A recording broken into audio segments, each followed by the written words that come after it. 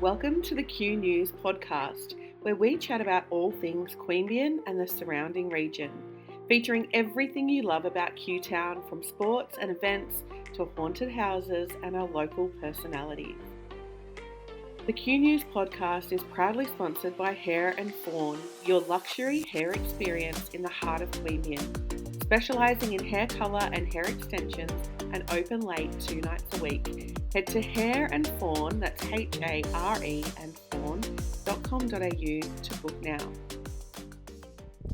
All right, what an absolute privilege it is to be here at Joe Cleary Racing over at the racecourse.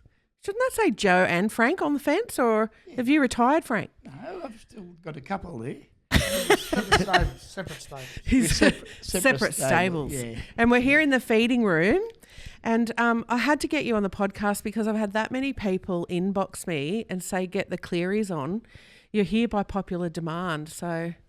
Well, here we go. See what we come up with. If we're here by popular demand... How long does this go for, Bree? This could be anything. How long will this go for? Mate, however long your stories go for. Be highly how long are we here for? It'll be highly entertaining no matter how long it goes for.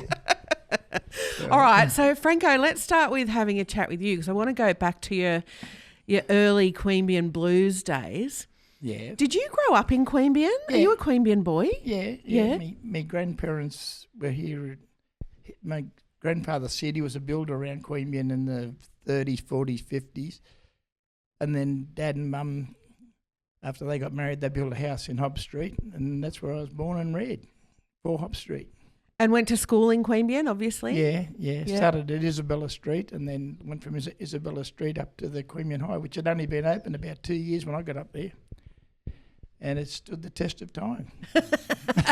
Still there today. Yeah. So when did you start playing footy? Was it you and your brothers? Or No. I only had a younger brother, and he's 8 years younger than me, Neil. And no, I just started off in Queanbeyan Tigers with the Atoms, and then the midgets, and then sub-juniors and juniors, and then I went to rugby league at about 14. Billy Sullivan formed the junior competition, and at the time there was only 4 teams in there: South Canberra, Woden, Queanbeyan, and I think North Canberra. Yeah, that was about the 4 teams that were in there. So you're playing the same teams over and over? Same 3 teams? Every 4 weeks, yeah. Yeah. And if there was some big bash you didn't like, you had every 3rd week off. Yeah. And why the switch to rugby league from AFL? I just thought there was a future in rugby league. I could see it getting stronger and stronger each year, and the Blues in the early days were getting flogged. You know, they'd get flogged by Yass and flogged by Braywood, and then they got Doug McRitchie here to coach, and you could see the general improvement coming into it, and then got Billy Sullivan here to coach, and then Col O'Rourke, and you'd see it just getting stronger and stronger. I thought, oh, well, bugger, I'll give this a go. Very different game, though. Oh, yeah, but I think the Aussie rules, like I played fullback in rugby league, and I think the handling in Aussie rules taught me a lot as far as ball control and passing and kicking, and you know that's the basics you learn from rugby from Australian rules. So I hear that you were a pretty amazing fullback, a pretty amazing rugby league player. I don't know who told you that. I can tell you, I've heard them every day for the last 40 years on Christmas Day between Franco and John McIntyre. We hear the same stories every Christmas Day, but no, to give Dad credit, he did play, country and obviously Queanbeyan Blues, and in the old city country days when it was fair income. And Yeah. So he achieved quite a lot in his rugby league career. And I think, how old were you when you give it away? You were quite young, weren't you? Oh, I stuffed at 24 because he had me playing first grade at 16. Ah. You know, I was only a kid, and I only played 2 or 3 games. But then the following year, I played. I got rid of me. I come out of under 18s, played about 3 games in reserve grade, and then I went straight into first grade, and then I got into the Group 8 side, and then into the Monaro side. And I played for Monaro for about 5 years, I think 6 years. I played for Monaro, and then I reached the New South Wales countryside in 1970. So no, I got to a pretty fair level. What was the game like back then? How's it different to rugby league today? Oh, it was a lot harder. You could get, head highs, stiff arms, no one cared. But now it's just, half the time you should send them out in tunics. And Oh, no, and this bloody 6 again rule they've got going, and you know, a lot of it you just don't understand, and there's that many, which the 6 again was supposed to stop all the stoppages, but they forgot they got to send everything to the bunker. They can't make a decision themselves. And that's the part I don't like about rugby league now. That whoever's introduced that bunker needs a bullet in his head, because the bunker's ruined it. They just defer all the time now, don't they? Yeah, and they make more mistakes than the referees. It'd be frustrating. It's obviously frustrating to watch on the telly with the players, but they are becoming a protected species, hence the fact they're playing into their mid-30s and, you know, signing contracts into their mid-30s. So the game has definitely changed. We can all see that. So you were out at 24. I'd had enough, yeah. And then Was it your body that had enough, or? Yeah, I was carrying too many injuries. The last year I played, I was like a spastic. You know, I was carrying the shoulder, and I just broke my leg in 73, I think, and I sicko breaking my nose. So then I got hold of a good horse called Wayne's Bid, and I thought, stuff the football. I'll just stick to training racehorses now. So was training a new thing for you? No, not really. Was it in your family? Why would you become a horse trainer? Well, my sister Joan, she married Sid Carter, and then after Sid passed away, she married Freddie Carpenter, so she was married to a jockey. My other sister Judy, she married Elliot McKenzie, who was the leading trainer here for years. My dad used to break all their horses in, so I was sort of there all the time and having a look around, and I'd go down and spend all the school holidays with Johnny Page at Randwick. And I got into it and just sort of floated into it, really. Alex, though, was supposed to train a horse called Ravenna for Johnny Petro and the Pantos boys. And Alex had been a bit crook, and he said, well, why don't you take out a licence and train it for him? And after a few beers down at the Vic, we decided I'd get a trainer's licence and become their trainer. And he won his first race at Cooma, and it took us about 3 hours to get past Brebo. And were you hooked from that first win? Yeah. When Alex was getting real crook, I was virtually training the bloody horses then, you know, like he was in and out of hospital, and I was virtually the trainer. But and Dad was giving me a good hand, and Judy was often there. Judy was a great horsewoman. She won Champion Lady Rider at the Royal Easter Show, and you know, she was a great horsewoman. Wow. And so had your dad been a horseman? Yeah. Yeah, right. We used to chase. And what does breaking in horses involve? Oh, you just got to get them mouthed and get them quiet enough to get on, and then you get on them, and then you put the jockeys on. It's just basically the start of their career, from the time they weaned off their mother, and then the next stage of their life they become a yearling, and when their yearlings have become broken in, that's when the human side comes into it, when they get manhandled, and when those dads said you get a bit in their mouth and you teach them to steer, and then get them to a point where they're ready to have a rider on their back, and then 6 months after that you find out if they can gallop or not. But what's the prime age for? We had some more horses just arrive then, so fingers crossed they're all right. It's all happening here. Is the prime age for a horse about 2, is it? Not really, no. There's a lot of prize money in the 2-year-old racing, and as Dad will tell you, if the horses he's had, but you know, you can get longevity out of a horse. Like I've got a horse out there at the moment, he's 7-year-old, and he's probably up to 50 or 55 starts now, and he's just about done his job. But then sort of between 3 to 5 is when you cash in. They're quite mature then, and you know, they've got to a stage where you place them in the right races, and the prize money's so good now, Bree. You know, like for example, on Saturday, a horse of ours ran 7th at Rose Hill, and she earned more money than the horse of mine that ran 3rd at Gundagai. So the money's unreal. It really is. So anyway, yeah. Going back to your question about the breaking in. Back when we started off, it was virtually like the Wild West. We had to go out and sort of lasso them and then get them on the float and try and... What do you mean lasso them? From where? Not so much lasso them, but what I was alluding to was the fact that now we get them from the sales. They're virtually half broken in when you get them because they've had the bit in and out of their mouths and they've been groomed and their feet done. All that's done. You know, they're just the breakers. All they do now is put the finishing touches to them. Yeah, that's true. Right. Yep. So true. Very different back when your dad... was breaking in. It was way different. Yeah. So from that first win at Cooma, you were pretty hooked. Oh yeah. Then I got another horse from Melbourne called Happy's Hope and Small Sun, and they were pretty good to us. And then I went to the sales and bought this big bay gelding, and he raced as Wayne's Bid. and I still maintain he's the best horse I ever trained. Yeah. What year? This was in the 70s still? 74, 75, yeah. Right, I'd only just give... Well, actually, I was still playing football when I got hold of him. And then it was the day we raced him, the day before Ben's christening, and I remember Sue saying to me, what are we going to do about this christening tomorrow? I said, I'll let you know at 4 o'clock this afternoon. And the christening went from sayos to champagne and caviar. From sayos and tomato. Yeah, and I think the christening went for about 3 days. He turned out, as I said, he at one stage he held every record in Sydney, like Warwick Farm, Randwick, Rosehill and Canterbury. He held records. And actually the record he held at Randwick was an Australasian record, and he held that for about 20 years. Wow. Yeah, Uclay's tipped him out for about 20 years.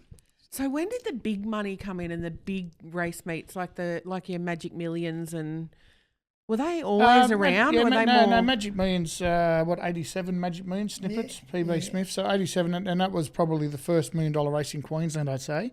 But then, like just the last decade, just what Peter Volandis has done for Racing New South Wales, Bree, is unbelievable, you know.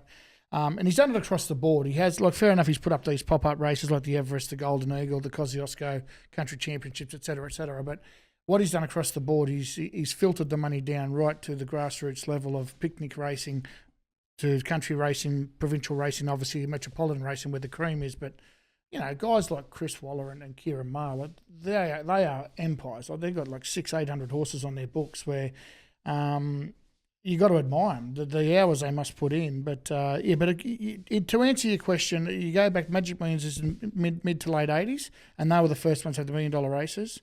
And then obviously I raced at the Cox Plate, Dad. It was probably, it's always been a high Melbourne price. Cup, obviously, the Melbourne Cup. But then this is the last decade. What the funds that have been injected on the back of the Volandi sort of pyramid, it's been insane. Wow. How many horses have you got here at the moment? I'm full up, as you can just see. 2 more just arrived from Maruya. They've one of them was King Gutho. He's had a few days in the water. He raced last Friday, and there's another new one just arrived. But I've got room for 18 here, Bree. I've actually just closed my Maruya stable. I had a stable down there for 6 years, and that's enough for me. We're quite hands-on. I've got really, really good staff, I must admit. There's another one just coming in. So it's just a bit of a fetcher. But, you know, I've been very fortunate the last sort of 5 or 6 years. Our numbers have increased, and we've had a darn good run of it this season. So my numbers increased, and sort of Franco in the last 10 years just sort of settled down a bit, and he still pokes along with a couple of horses, and he's actually got one down there that goes all right, and I'm trying to pinch him, but I can't get him just yet. It'll just do these ones. So going back to Magic Millions, you had a horse that ran in about 91, wasn't it? Yeah, I won it with Clan O'Sullivan. He was the first local horse to win it. Nifty won it with Karuna Queen some years later, but Clan O'Sullivan, actually that year, he won the 2 Magic Millions. He won the one in January, and then in the May they had the Australasian Classic, which included the New Zealand 2-year-olds, and he won both of them. And then he ran second in the Golden Slipper. And at what point did this larrikin start coming and thinking he was part of the dynasty, the Cleary racing dynasty? You were just out of high school, weren't you? I left high school sort of 2/3 of the way through year 10, and that was the year Clan O'Sullivan come along, believe it or not. So my first year out of high school was, you know, you were like rock stars. Like Franco had the media everywhere, and like we'd done a big documentary on Channel 9, and I travelled with Clan O'Sullivan to Queensland, and Barry Eckhart was Dad's foreman at the time, but it was an eye opener, and the Raiders were flying. The joint was pumping, Bree, and what a time to be alive! Raiders nightclub, and I think I used to use. I'm not quite sure because I was only 16, and I'm pretty certain I used Matty Griffin's ID everywhere I went. So you can still use it now. Oh no, that would have been mistaken for him these days. But no, it was just awesome. You come out of school, and then me personally, I moved to Melbourne in '99 to work for a trainer called Brian Mayfield Smith, and he'd just come back from Africa. He was the trainer that knocked Tommy Smith off his perch in Sydney. And from there, I went... But how did you get your licence originally? Oh, he organised it. He organised it. That was his 21st birthday present. Yeah, it was. It was my 21st birthday present. Like literally a present. You could buy a licence. Yeah. No, he organised. I'd been to see the stewards, and And they couldn't believe he just turned 21. They thought, he was about bloody 25 or 26 because you see him in the pubs and he's been in the pubs and clubs and nightclubs. They thought he was called Matty Griffin as well. Anyhow, I spoke to the committee and Barry Lawson was the chief steward then, and they all just agreed that he's experienced enough and been around the horses long enough. And I got a little badge thing and I've kept it there till he's 21st. And then I said to him, when I gave it to him, I said, Joe, you'll either love me or hate me for this. It's a true story. Yeah. I had my 21st at the Queanbeyan Kangaroo Club, and I opened it up, and it was my trainer's license. And I thought, fuck me running, here I go. And that's how I just kept on rolling on. But getting back to it, I moved to Melbourne for about 8 months to work for Brian, and then Dad sent horses to the Gold Coast, and I was up there for about 12 or 14 months with a good mate of mine, Trent Busserton, who's a trainer in Victoria. And then Mum rang me, basically, it was after Catbird had won the Golden Slipper. And she said, your father's going to get some boxes at Rose Hill. You better come home. So moved home, back to Queanbeyan. I've been there ever since, Bree. So, but we worked it out the other day because our racing season just finished. And we've worked it out. We've got 30 trainers' premierships between us. So I think Franco's 16 and I'm up to 14. So He's welling me in. So in the big scheme of things, people talk about the Cleary clan, this and that, but I mean, this is our home track, and we'd like to support our home track, and it's been very fruitful for us over a long period of time. So who are some of the other local trainers that you've worked with over the years? Who are your good mates? Oh, back in my day, there was Lyle Buckley. Archie Turner was a very good trainer. He originally come from Berridale, and he moved here and built his house over at the 1,200 metre chute. He was a wonderful trainer, Arch, and a good bloke. There wasn't many trainers full time when I first kicked off. Actually, I was doing everything. I was bloody brickies labouring and cleaning the Monaro Mall of a night and playing footy. But over the years, John Duncan was here, and then Neville Lake come.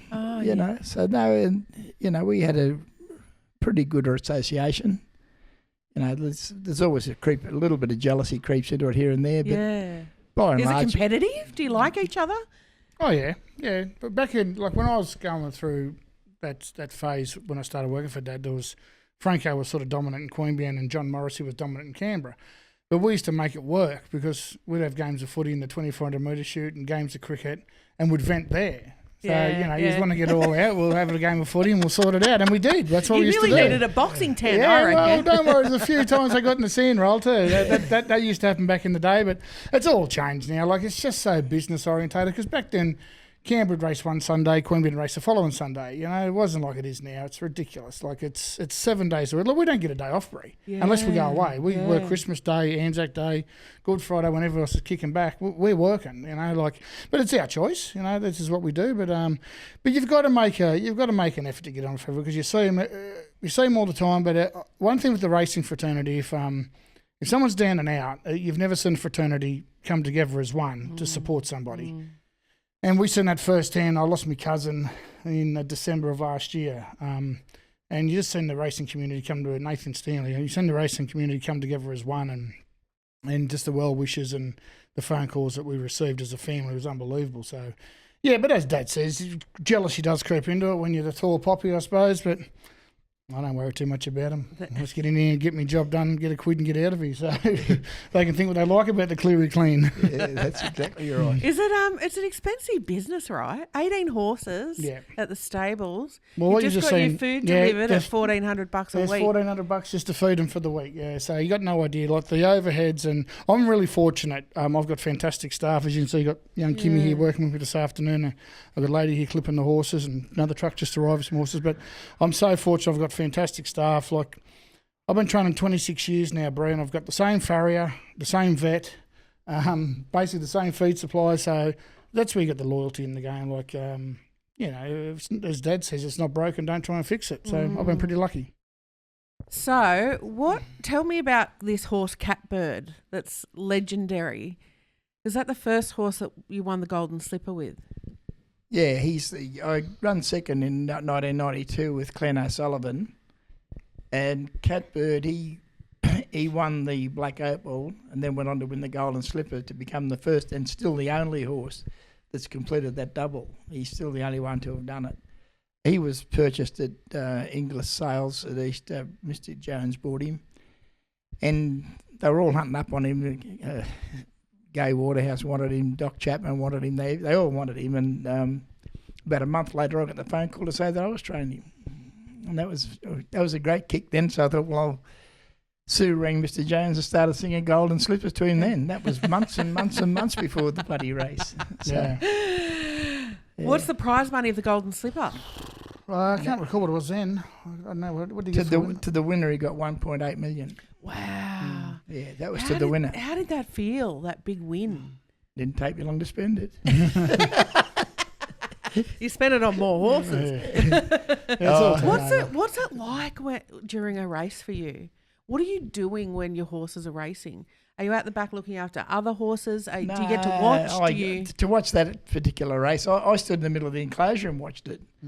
And he wasn't supposed to be there. He told me he couldn't get down from Queensland, and then as soon as they passed the post, he appeared. I jumped the fence. I had a college. No, I didn't have a suit on. I had a shirt and tie. I'm pretty certain I wore a tie, but I was at Bow Desert the day before.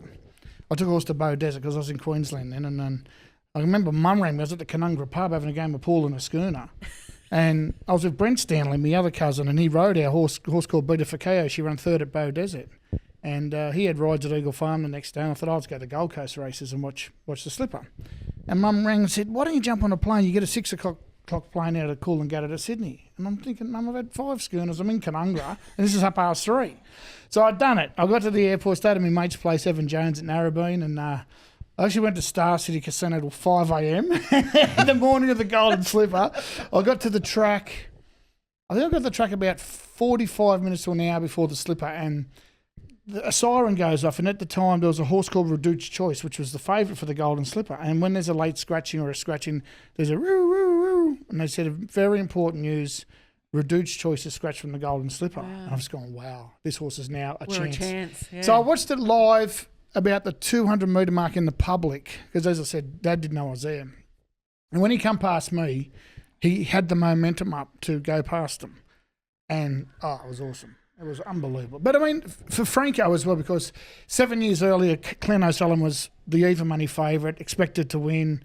You know, he had a cult following. He had his own security guards, Glenn O'Sullivan. He actually had his own security guards that travelled in the truck with him. So this one was a bit more low-key, and we sort of all here, there and everywhere, and it was fantastic. What do you call it? The 7-year itch. Yeah, the 7-year itch. We got off our back, and luckily... history shows that he's still the only horse to win the Black Opal Golden Slipper double. Wow. Yeah, true story. The Black Opal's a Canberra race, isn't it? Yeah. So well, that's why it was so important with Glenn O'Sullivan, because it was the 20th running of the Black Opal and no local horse had ever won it. And it was just going to Sydney or Melbourne, Melbourne, each year. And then we finally had a chance to keep it local.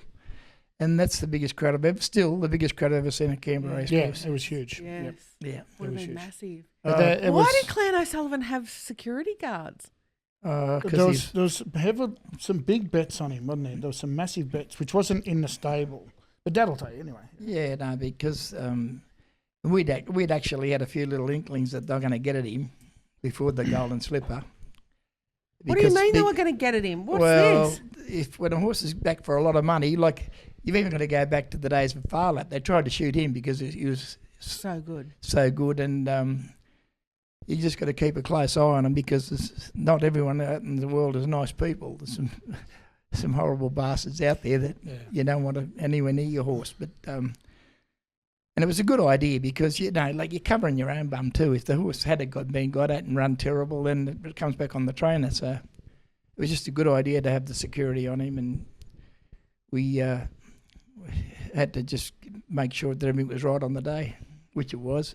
Apart from poor old Clan, the last 20 yards, he found it 20 yards too far for him. Oh. Yeah, it was a bizarre week that week. It was a really bizarre week, because we had the horse at Canterbury, didn't we? Yeah. And even they had the vents up the top, and the security guard said, got some timber offcuts, and even the vents were covered, so no one could actually get into Glenn O'Sullivan's box. It was bizarre. It was just a bizarre week. And then the poor bugger just got run down the last 50 yards or 20 yards by Burst. And coming home to Canberra that night, it was just a surreal feeling. Thinking, oh, you pump your tyres up, and then. But as you said, 7 years later, Dad was fortunate enough to win it with Catbird. So the 7 year which was out the way. Have you got a favourite race of all time? The favourite race? Oh, yeah, probably it's got to be the Golden Slipper. Yeah. You know, I'd probably pass now, but I'd ideally love to have won a Cox Plate. I think that's probably that's the heavyweight championships of racing. You know, the Cox Plate. But I won a race on Cox Plate Day with a horse called Shot of Comfort. He won the Amy Vars, and that's just a big thrill too, because the crowd that's there on Cox Plate Day and to be able to win a race, and he was heavily supported that day too. So we, very happy for him to win. No, I can't whinge. I've had a good time. What about you, Joe? I'd love to win it. Brie, I'd love to win a Magic Millions. I don't think this day and age I'm the sort of trainer that could win a Golden Slipper, or a Cox Plate, or just before these imported horses, because the top end of the market is just flooded with million dollar colts, and they're all aimed at a Golden Slipper, $1 million fillies. But a Magic Millions is not out of the grasp of any battling trainer. Not that I'm a battling trainer, but any trainer, because you go to that sale, you identify the right horse, you feel you identify the right horse, and you try and train them to get to that race in January. Where your big $1 million colts, they're aimed at the autumn, which is Golden Slipper time. So but that's the race. I'd really love to win that. And lo and behold, was one of the races that Dad was one of the winners of the Queanbeyan Cup. And he only won it once. So, what? Yeah, all the races he won, he only won one Queanbeyan Cup. So it's always good to win your hometown cup. And I've been fortunate enough to win it 3 times, but the day Dad won it, it was at home in Mum and Dad's lounge room. You've got the Golden Slipper and the Queanbeyan Cup. That's it, yeah.